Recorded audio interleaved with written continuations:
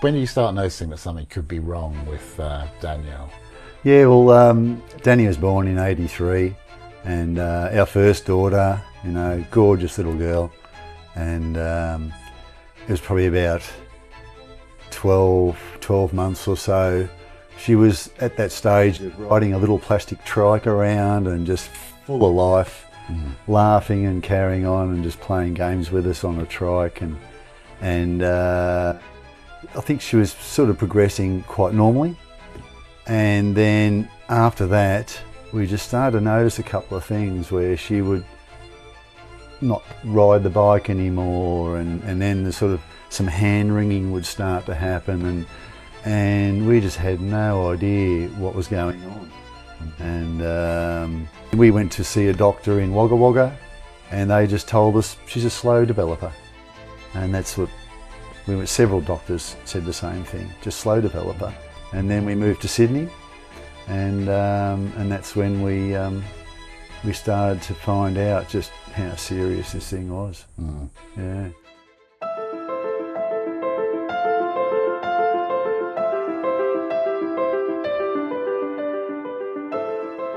Well, first of all, Jan had an inkling that something wasn't really good with Danny. She was something a bit more serious. I was a bit of a, I don't know, I was just trying to ignore the fact that she might be a little bit different. So when we went and saw doctors, there was seizures involved. So obviously we got medication for the seizures. But when the doctor dropped the big bomb that, you know, she had Rett Syndrome, that was just devastating, absolutely devastating. And there wasn't much that they could offer us at that stage. It was just medication for seizures, and the life expectancy wasn't looking real good either. And so we were hit with an absolute bombshell. We felt very alone. We basically felt like our daughter was the only one with Rett Syndrome. That's how it felt. Because not many of the doctors knew what Rett Syndrome was. Yeah, doctors didn't know. They were saying she was a slow developer. You know, so it was just so many unanswered questions.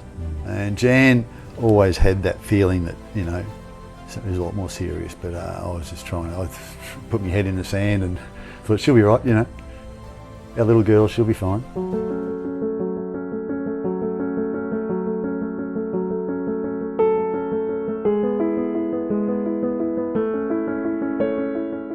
We saw an emphasis on really needing funds to help families buy wheelchairs and things like that, you know, and there wasn't any sort of government assistance to help us out. So we sort of felt very, very lonely in that area. And Bill was doing everything he could to try and approach government bodies and that sort of thing to try and get some funding to help out. So very early days and very little support. She was progressively getting worse, especially with problems with the lungs and pneumonia and stuff. So it was, you know, seizures were terrible because we were struggling to work out the medication. If we gave her too much medication, she'd sleep virtually all day. If we didn't give her enough medication, she would have lots of seizures. It was a real battle, and she was a cheeky little bugger because we'd give her a tablet in a food, she'd swallow the food and spit the tablet out. So they were quite clever in you know, sort of rejecting the medication. So yeah, she made it a bit tough on us to try and medicate her. Yeah.